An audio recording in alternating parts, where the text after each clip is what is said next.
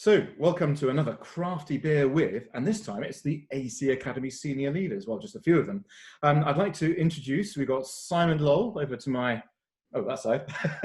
And then down here, we've got Gaynor Larkin, who is our head of education. And then over there, through Sing and Shine, you will see Patrick Stockbridge. And we are in, where are we? Where are you, Simon? You're in? I'm in deepest, darkest Dorset. Well, actually, deepest, sunny Dorset today. Oh, yep. Okay, excellent. And Gaynor, whereabouts are you? I'm in sunny Coventry. In sunny Coventry. And Paddy? I'm in London, Camden Town. Excellent. And because this is going out at 1 minute past 6, we're obviously all allowed to just have a crafty drink. And I think we've all got a little something provided by Messrs. Waitrose, Sainsbury's and Lidl. Very nice. Now, obviously, 3 months ago, we all found ourselves in a position that life at our Monaco consort was clearly going to change. We couldn't be the same as we was. And whilst the Monaco consort has grown to be relatively large in what it does now, it's also small enough for us to be adaptive and change. And I found that it's been quite exciting. The amount of imagination, the courage, the leadership, and the ability to be imaginative and creative and inventive. It's been astounding.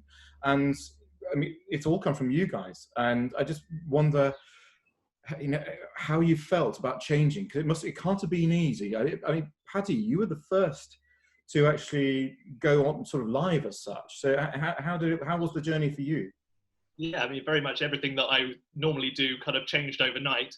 And so it's just working out ways that you can still access the people that you want to communicate your music to. And I went straight onto my video creation and started making videos of the songs that we've been doing the Inquire already. And that's quite a weird thing for me to do, sitting in front of a camera, smiling away like this. But it's just getting over that kind of boundary of like, well, this is what we've got to do because this is the new conditions we're under. So. Yeah, it's that almost that acting thing, isn't it? That you're acting for TV and all you've got is a camera and there's nothing behind it. There's no audience reaction. There's no eyes to feed off or reactions to feed off. So obviously, Gaynor, you know, I came back from Kenya and I said, I've had a bit of an idea as to how we might survive this. And your face went ashen, as it often does when I say, I've got a good idea, Gaynor.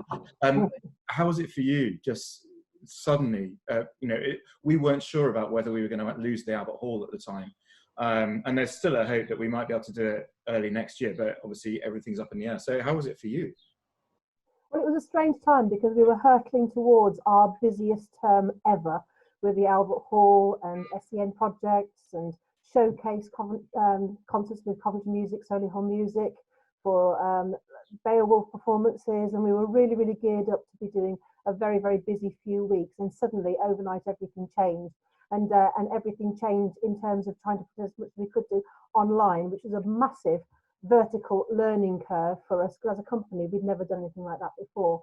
And so we spent lots and lots of time researching whether Zoom works, whether Teams is the best way of doing things, Facebook Live, YouTube Live, and just testing different types of technology, how we can interact with people, how we can keep as much as we are doing going. And I think we've done a pretty good job of it, actually, but it was a very intensive few weeks. I need a break and I need a drink. I remember the first 3 weeks just feeling so, I don't think the staff have ever spoken to each other so much, but feeling so intensely proud of the achievements and the courage to grasp change. People often ask me, so you know, if you have a tip for becoming successful in life, what might it be? And it's very simple. Just, you know, it's about, life is about opportunities, and your ability to succeed is your courage to grasp those opportunities and then run with them and do something with it without bothering whether it's going to break down or not. You can learn on the way. I mean, Simon, for you, being stuck with hardly any internet down in Dorset, that must have been even more of a challenge. But your side of your work with us is not just with the young people. You've been starting to work with the care homes and developing that program. How's it been for you? Yeah, well, as you say, yeah, living where we do in the remotest part of a remote county, the internet, which you're sort of relying on, that's been a frustration for me. But as Paddy said earlier, if I can pick up on what he said about communication, And, you know, as a musician, as a performing musician, you normally stand on the stage either in front of an audience or indeed working, doing choir creation schemes. You're standing in front of a load of kids or whatever, you know, and the communication is a two-way thing. Suddenly, you're looking at just a screen or something. I mean, I'm a bit more used to it because I do some TV stuff anyway, but you still got to sort of, you've got to be an actor and you've just got to imagine, it's got to be in your head. You've got to know what you want, how you're going to portray it. But it's quite exciting. I mean, I have great admiration for all that you're doing, and it's wonderful to be a small part of it. Technology, I was saying to my wife the other day, you know, what would we do going through this difficult time if we didn't have this amazing technology? And suddenly everyone's adapting to it and using it to the benefit. You know, I think we're going to come out of this so much richer for the experience. I think that's a really important point, because we've been quite traditional in the way that we've done everything for quite some time. You know, we're very innovative in a lot of what we do, but in terms of the use of modern technology, you know, I think we'll all be free to admit that we don't use it as much as maybe we could or should in this modern world. And I think this has really shown us, certainly in terms of our delivery of work with the increasing therapy workshops we're doing with dementia patients and care homes for the very ill, is actually, it doesn't necessarily have to be there in place, so we can reach more. But for me, it was always really important about not getting as many likes or views as possible, but actually getting to the community, making it reactive, making them it feel like you are actually interacting with somebody, not just watching a bit of TV. For me, that just feels a bit stale and a bit hollow. And whilst it's inevitable, we've had to do some things like that. For me, it's so important that the human touch, you know, rather, you know, we've deliberately chosen not to go mass market. And that, I think, has been a strength and will continue to be so. But it's always quite flattering to see how it goes beyond that. So what I've asked all of you to do is prepare a question for one of the other leaders, or in how we can sort of investigate something about our backgrounds that our young people, our teachers, our audiences may not actually know. I'm actually going to start, Simon, if it's okay with you, because not many people will know that, I mean, whilst I know we work together like this, and technically I suppose I am your boss, it wasn't always the case, because almost 30 years ago, there was a bit of a role reversal when you gave me my first ever job. I used to be, I wanted to be a cathedral organist, and indeed I was for a few years, and after a few years of doing it, I realized, well, I've done that now, I want to do something else. And Simon, you gave me my first ever break, and I've always been so grateful for that. I mean, how many memories have you got? Are there any specific memories? I'm sure you probably had much therapy afterwards trying to wipe these memories from your mind, but is there anything that sticks out in particular? Well, I've got to be careful what I say on the public platform like this. But yes, I mean, we 30 years ago, that's unbelievable. I think I need a drink. I mean, yeah, I mean, I've spent nearly all my life in church music as a chorister at St. Paul's, and my dream was always to be organist of Salisbury Cathedral, which I luckily achieved, which was wonderful. But along the way, I worked in Warwick for 9 years, actually, at St. Mary's Collegiate Church, and a certain Christopher Monks came along, and you used to play the organ for me. We went on I started the girls' choir in Warwick, and you came along and played and helped, and it was great. Happy memories. One or two of my memories I really can't share with our viewers, but we had a lot of fun along the way, and it's nice to know, you know, that you're doing so amazingly well now. And if I had just the slightest bit of input into that at one point, that's good for me. It was more than slight. I do remember one particular, the first choir rehearsal I paid for you. And as a usual young organist, I did like playing loud, very loud. And I remember you came behind the organ screw, and you just, the choir continued singing, and you were just standing next to me with your arms holding the stops in, forcing me to stop, pulling more of them out. And it was a big learning curve for me. So yeah, but yeah, just the fact that you trusted me, and that's very important with us and what we do with our scholars. That, of course, yeah. As you spot talent in youngsters, I'm not saying I had any talent, but we do have young people with talent now, and it's about having the courage to give them opportunities. Yeah. And that has actually believe in them. Basis. And believe in them. Give them the opportunity. Yeah. Let them make mistakes along the way. And that's how you grow, and never be ashamed to make mistakes, or choose a way of doing things that isn't right, and then review it. And and that's what I see in this process that we're going through now, is that not everything's going to work, including the internet. Not everything is going to work smoothly, but when you reflect on it, you take all the good things and you think, right, in the future we can use all those. Now maybe that didn't work, so we'll bin that one. But do you know what I mean? It's just it's evolution, isn't it? Natural evolution. And that's something I think I'm always very proud of with the whole Harmonico team, is that when mistakes do happen, we're actually really, really good at stepping back, and there's no blame culture, and we just look at what went wrong and think, okay, whoops, or whatever, and think, right, how do we, we have to understand what happened first, and then we think, what do we do to make sure it doesn't happen again? And we're quite philosophical about it, and because of that, and I think it's because of that learning culture from earlier on, working with people like you and David Hill, and just people who, and actually Anthony Croston at Wells as well, Wells Cathedral, those people who were willing to take a risk with me. And as I'm sure people did with you, well, clearly did with you, Simon, yes. So.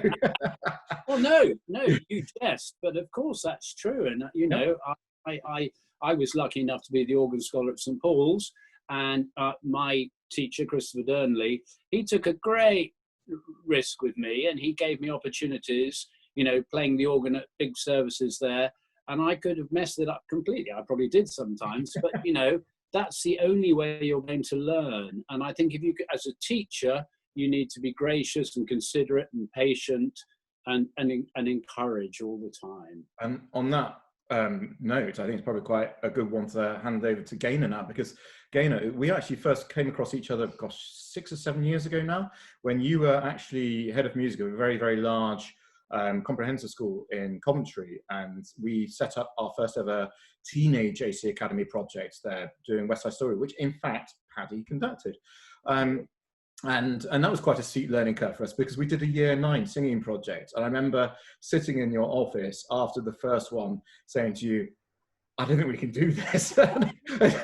and you were fabulous. You were really supportive. And you said, actually, I've never heard them sing before. So the very fact that you're on singing, but obviously I can only imagine what it is a joy to work for me and Harmonico. I can only imagine what an amazing experience it must be on a day-to-day basis. No, I'm sure that's not true. But what's your most memorable Harmonico consort experience to date? Well, actually, it is actually that first rehearsal with you, actually. Really? Yes. Seeing me crumble in front of a bunch of TV. We had 3 classes of 30 in a room, and it was first thing Monday morning, and they were year 9, and there was a number of disaffected year 9 boys in there who really didn't want to sing, if you remember correctly. Yeah, I remember. And it was a bit of a slog. We started off with the wrong song. I think we started off with something from West Side Story, which just didn't work, and then we went into some sort of Rim Away and Stand By Me part songs, and the boys really got enthused by that. Yeah. And over the 5 weeks that we did the choir creation, they did start to sing, and it was a real shock to me, because I was convinced that my year 9 boys would never sing, and then after 5 weeks they were singing. And I'm just saying, I'm very relieved you persuaded me to stay on, because there is actually a very high level workshop leader who a lot of people will know in this country. I'm not going to mention names, but he's actually had it written into his contract when he worked with a particular hub that he will not conduct year 9 singing workshop. Right. So, but I'm very glad we did it, because it was a huge learning curve. And in the end, we realised 2 things. We had to aim it at the rugby boys, and we had to make sure that we were focusing everything on what was driving them and their want to sing. But the other thing that you've pointed out, and this is where you were a massive help, was the way that we chose the music. And what was it? It was actually 60s and 70s music that we couldn't go wrong with. Anything 80s or 90s onwards was a disaster. Anything before the 1960s was a disaster. But there was that patch of music that it was a total winner. And that was a complete eye-opener to me. Well, there's so much peer pressure over sort of, contemporary songs, oh, I don't like that group, you like that group, and whatever. Whereas if you go back a little bit further, then there's none of that. But the nice thing about the project was that we followed it straight away with West Side Story. And because a number of children had taken part in those singing sessions, they then came on board with West Side Story. And that was a massive success, wasn't it? We had lots of children from my school taking part, as well as children from across the city. And that was really, really nice. It sort of it really kick-started that whole process. And what's the thing that you think drives you, in the work that you do with harmonica? Because you work phenomenally long days. You work whilst you went on holiday. The number of times I've had to tell you off because you're sitting on the beach doing your emails. It's countless. But what drives it? What's the thing that magnetizes you to it, that energizes you to keep going and wanting to sort of make it better and better? Well, I'm just passionate about music, full stop. I'm just passionate about bringing music to children, to workplace choirs, to care homes, wherever. At the moment, I'm bringing music to my neighbours. We're having weekly sing-alongs during this, after the NHS clap. So I'm just passionate about the power of music and what it can do for people, how it makes people feel, how it can alter people's mental and emotional states. And that just drives me just to keep doing what I do.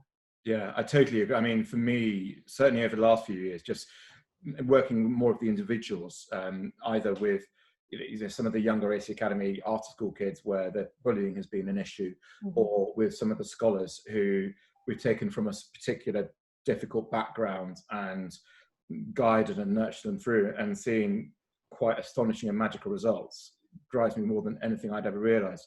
And and it's so great that this all sits alongside the choir and the orchestra so comfortably, and we're finding more and more ways for the two to perform next door to each other. So I totally get what you're saying.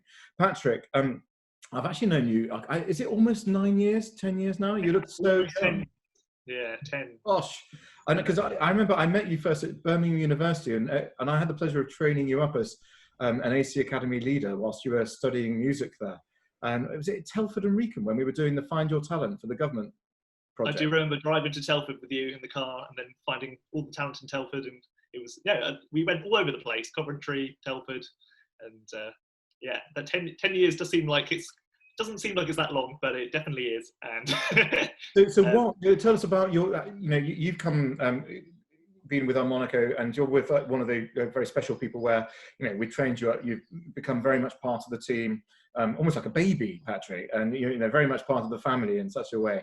But how do you feel about where it might go in the future? Because you're clearly so vision-led. Your Sing and Shine workshops are absolutely incredible. Totally imaginative, and you've got great imagination. So how do you feel the future of this might go with harmonica? Obviously nobody knows what's going to happen in the next 6-12 months, but maybe longer into the future. I think it's engaging as many people as possible. I think that's what's been really nice about working with the choir creation projects and with the SEN projects, and maybe with the slightly older children in Gaynor School, was just working with a diverse range of people who have different needs and and they access music in a different way. And as you say, it's that expanding into different kind of areas of the country, and also just different sectors of people who actually would really benefit from doing some music, and they all take to it in a different way. Some people want it to be more fun and about community, and some people really, really enjoy getting into the nitty-gritty of a kind of difficult piece of music. And I think it's about expanding. I mean, it's been brilliant doing all these things online, and you just realize suddenly the internet is a kind of great leveler. You can get your material out to loads of people anywhere in the world, and it's about maybe going to all these new groups of people, but also bringing them together as one community. Because again, I think a lot of musicians at the minute, particularly like instrumentalists and vocalists, are missing playing in an ensemble, and that ensemble musicianship we can't do over the internet yet. But I think in the future that will be where it will be as well. So no, I'm pretty confident, and certainly within the next month or two, we will be playing together again. To a certain extent, we don't know how yet, but I'm pretty confident we will be. But it is very, very true. And also, if the internet ever solves this problem with the syncing issue, where you can actually play at the same time, then maybe rehearsals are possible, and that will give all sorts of possibilities for the future. And so the fact that we've been through this learning curve sets us up perfectly, I suppose, for when we need to do this, or just want to expand in a way that enables us to do that. Now, I know that you've all got questions, but Simon, do you want to start? Have you got a question for any of the other leaders? Yeah, well, I suppose you've almost answered a question that I was going to ask. Do you, to Paddy and Gaynor, do you feel that this is work? Do you feel isolated from live music by just sitting in your room and doing your own thing? I know you're getting out there, but as performing musicians who, as we've touched on, are used to being with people in the same room, is it a weird experience doing it this way around? I mean, I could definitely say performing to a camera for half an hour on multiple instruments with just a little chat bar of comments going down the side is an unusual experience. I think my neighbours looking at me through the window also enjoy, they're like, what is he doing? But then it does open up. I feel I've watched a lot more music and listened to a lot more music on the computer because people are posting interesting videos, people are sharing links to concerts that you could have watched at any time, but you feel when you're not inside that you're busy, so you can't do it, but you've suddenly got that time to watch some great music online. So yeah, it opens up other doors. Yeah, and Paddy, just on that subject of you doing these live videos, does that add to the excitement, the fact that actually you are getting a response because little things are coming up on the side of the screen? Is it easier than if you were just doing a pre-recorded thing? So much easier in terms of you get that sort of little, but I guess when you're doing a normal choir rehearsal, there's that rapport with the audience. You're always performing to a certain extent, and if you're performing, your rapport has to come from a little bar in the corner, so be it. Gaynor's very good at commenting. She's always been there for all the Zooms and the YouTubes, and is very enthused both in person and in comments. So thank you for turning up to all of it. It's been quite nice for me actually, because I'm always in front of a rehearsal, but actually I've been joining you with Patrick's rehearsals as a singer, which is nice rather than a leader. So that's been a really nice change for me. But also because I live in quite a musical house, you know, my children are very musical. There's always music going on. You know, we're always making music anyway, so I haven't particularly felt isolated as such. And I've got my street singing. We had a sing along for VE Day. Street party, stay-at-home street party, and we do singing every week. So I've got my entire street have become very musical. So I'm not feeling isolated in that way, and my choirs are carrying on. But what I do want to look at over the next term or so is ways that we can continue to engage with the schools that we've been working with, and try to to get music back in somehow into the schools as they start to ease back in. But that's on the radar for the next few weeks. Yeah, I think we'll solve that. Totally will solve that. I think because the other challenge is how to, we've managed to find lots of opportunities for our music leaders and some of our singers, but for our singers and musicians as a whole, it's been a real struggle to find ways to keep them employed in a way, because they're all self-employed contractors. But this new project we're doing with the Alzheimer's program, where singing therapy and the dementia, which you mentioned earlier, it's our opportunity to give them a very large amount of work in a short space of time. And I'm quite excited about the opportunities of how we're going to do that, and piecing it together either in the same room as each other, as we'll hopefully be allowed to, or via the medium of having two people on the same screen put together at different times. And if that's the way forward, if that's how we live and exist as musicians in the time being, then so be it. We have to adopt it. We have to get used to it and embrace it. And in time, we will play live together again, and we'll be even more versatile. So it may be that we don't want to travel. I mean, I was meant to have traveled 7,000 miles in the last 2.5 months, and so far I've done 328. And I've saved an absolute fortune in petrol, which means I can buy more wine. So there are benefits to this in a way as well. Hopefully my wife will never hear me say that. But it is, we are where we are. You have to accept it is what it is, and you have to embrace it and carry on with it. Gaynor, do you have a question for any of the other leaders? Yeah, I was going to ask if they could tell us about their most disastrous choir rehearsal, if there has been one. Simon, you must have. I'm not saying you must have had a disastrous choir rehearsal. It's probably the one when I was playing the organ for you, Simon. As Paddy got an answer, I'm just thinking back. I'll give you an answer in a second. Just let me wrap my brain, because it goes back a long way, you see. So I'm so old. I recently, in the last couple of years, have done a few choirs in prisons as part of a prison choir program. And which kind of stars were you, Patrick? I was locked in the corner in a nice safe space. No, it was an amazing project, going in and doing sort of workshops with a community choir. With this sort of a tense rehearsal was when there was a lockdown on the prison during the rehearsal. So normally everyone's singing and they're brilliant, loads of guys, maybe 20 guys and about 15 volunteers. And suddenly it was like, right, it's time to finish. And they're like, you can't go anywhere now. And everyone's like, oh, okay. It's like, well, there's been an incident in the room, so we're just going to sit it out here for 10 minutes. And they were the longest 10 minutes I've ever had, with like 20 guys obviously getting a little bit piled up and the community choir kind of sitting there going like that. And eventually we were released, and the music making is still happening. So it's okay now. But yeah, an interesting one. A memorable one. Yeah. Simon? So I think I can remember my most cringeworthy now was actually in a Holy Week at Salisbury Cathedral.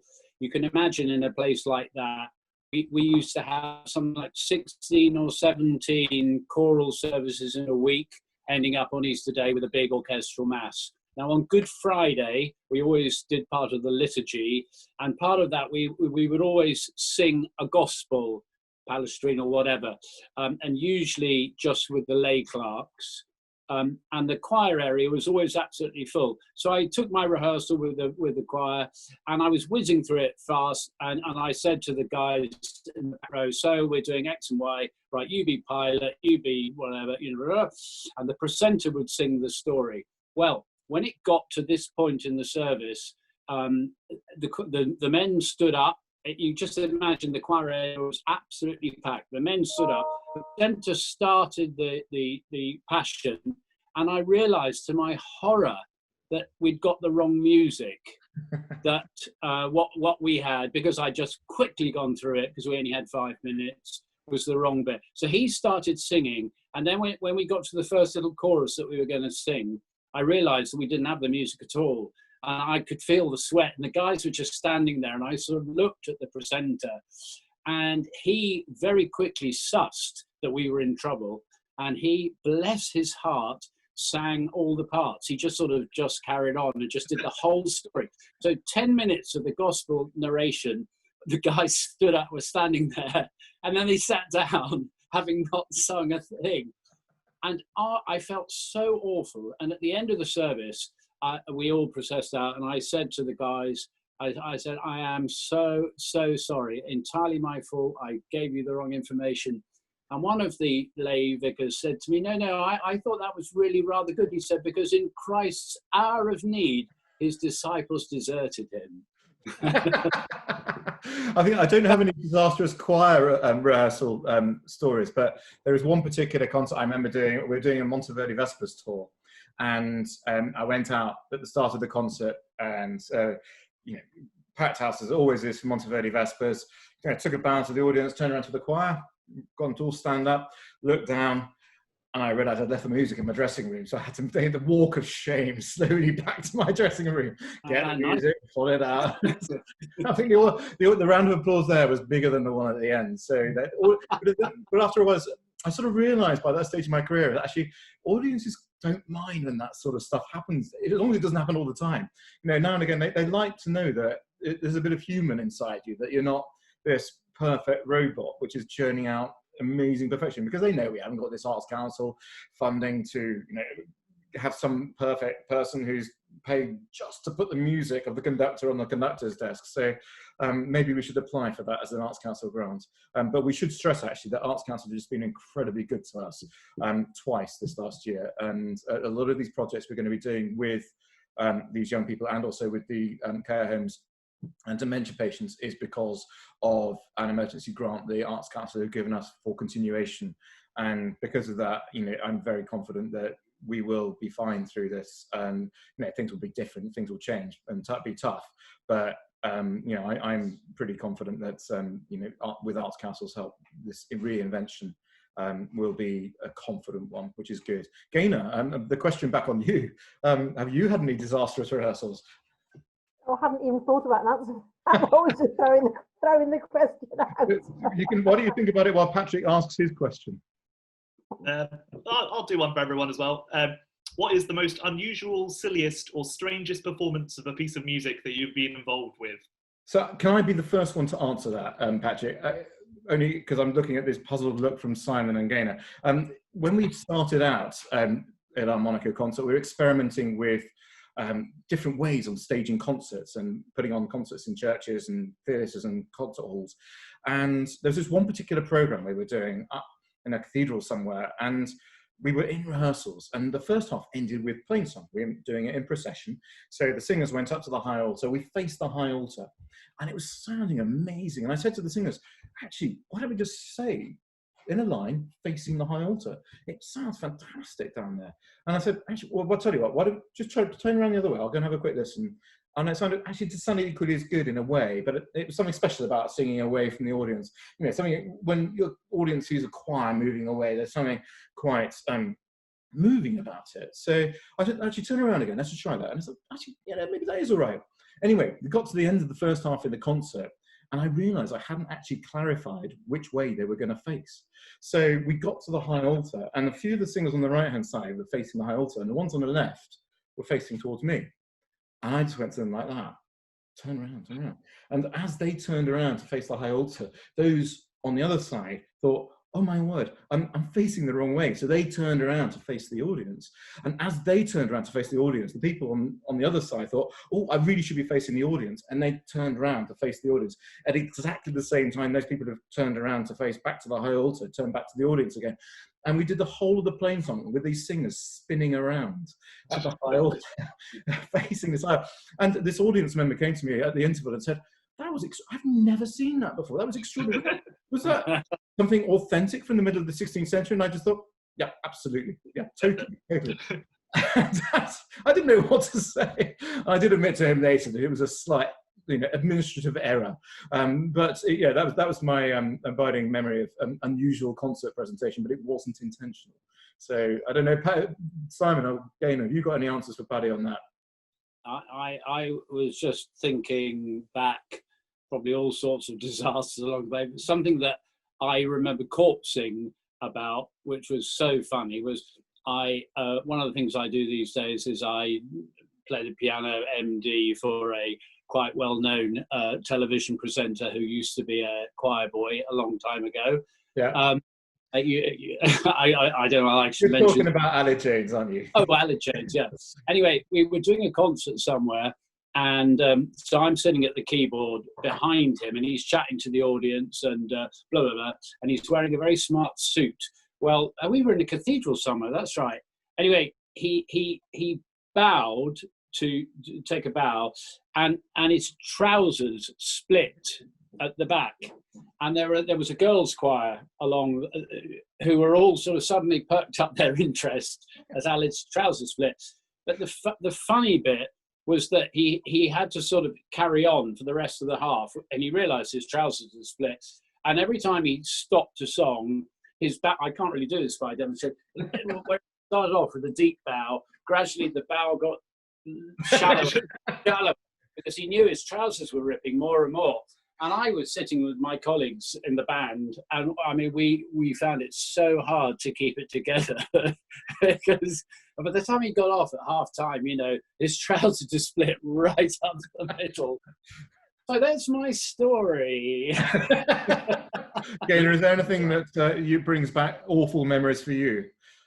No, not awful memories. There's a funny memory when we when I was teaching in school, and we'd just done a production of Sister Act, so I happened to have 31 nuns' outfits in the cupboard, and so we decided for the music concert afterwards that we might sing some songs from Sister Act, and I was rehearsing with some sixth formers and some GCSE groups, and I happened to mention that we've got these nuns' outfits, and all of a sudden all the boys just legged it out of the classroom and came back 10 minutes later dressed as nuns. So of course that had to go into the concert, and so we did a concert with me dressed as a monk, and then the entire choir, including boys, with wigs and everything, dressed as nuns. It was hilarious. It has to be said, you do like dressing up. I do. I do recall the staff meeting that you were running on the 4th of May this year, where on Zoom, suddenly appearing on my screen was Obi-Wan Kenobi and Darth Vader you and Nick, and I certainly wasn't expecting. And you'd managed to get a Star Wars background and everything. So the strange and curious world in which we are surrounded by it, it's wonderful.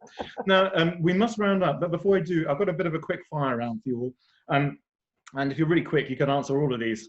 I'm going to give you two choices, and you have to choose one of them, because I think everyone's curious as to how your minds work, how your real minds work, your musical minds work. Well, those are your real minds. So first one, to all of you, pub lunch or Michelin star restaurant? Pub.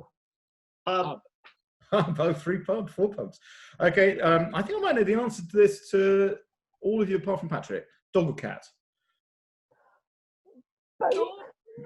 Dog. Oh, you got a dog just there. Yes. Patrick, it's a cat, isn't it? I'll say dog because of the company I keep. I'm petless because I live in a flat. So one day we'll see. Oh, I see. Because I thought you were talking about your girlfriend, from Patrick. No, right. She's the dog. She's the dog person. Right. Okay. Here's the one. Gaynor, I know what your answer on this is already. It's one word: craft ale or Great British beer. Baileys. I knew that you were going to say that. Bailey. Great British beer. British beer. Patrick? Oh, craft ale. Craft ale. Okay, okay. No, here's a different one. Bach or Mozart? Bach. Every time, Bach. Bach. Okay, fair enough. Mozart. What did you say, Patrick? Mozart. Oh, Mozart. Yeah, you're buffering a bit there, Patrick. Okay, here's an interesting one. I expect you all to be really quick with this answer. James Bond or Woody out of Toy Story? Who? Woody. James Bond. James Bond. Okay. Which James Bond? I haven't got time for that. Woody. Sean Connery. Oh, no, that's a whole interview in its own right, Simon. Okay, next one, cello or flute? I have to say flute. My daughter plays it. Cello. There you go. Yeah, I'd say I'm with Gaynor there because my daughter plays flute as well. Oh, here's a hard one: curry or Chinese? Chinese. Now, okay, we'll do this one separately. Your favourite music in life, your one desert island go-to. Gaynor, do you want to start? Oh, at this moment in time, something from Hamilton. Oh, really? Right. Simon? Matthew Passion. Same here. That's interesting. A great teacher you were, Simon. Paddy? Stevie Wonder, Songs in the Key of Life. Oh, really? Okay. And the most memorable concert you've ever performed in? The most wonderful. That's if that could be the last concert you ever did. What's the most memorable concert? That would have to be the first Royal Albert Hall concert that I did with our Monaco Consort in 2016. Yeah, the proudest days of my life. Paddy? The same concert because Gaynor was there. And I got to conduct on stage by myself at the Albert Hall, which is kind of cool. See, there we go. That was brave me letting you have a chance there. And Simon? And for me, 2 years ago, I fulfilled a lifetime ambition at the Lighthouse and Pool to conduct Gerontius, which, after the Matthew Passion, is probably my second favourite work ever. And I never want to conduct it again because it was just such a wonderful, wonderful opportunity. Brilliant music from heaven. I totally agree with you there. Totally agree with you. Well, look, I know how busy you all are, and you've been so generous with your time today. Thank you so much for giving us your time at 6 minutes past 6 or whatever it was. We can't let them know the real time because we're holding glasses of booze. But thank you very much to all of you. Take care, stay safe, and stay imaginative. And to all of our brilliant people who are taking part in everything that we're doing, thank you for persevering with us. Thank you for being patient with us as we learn through all this. And we've got some really exciting things for you in the future. Here's to you all. Cheers. Cheers.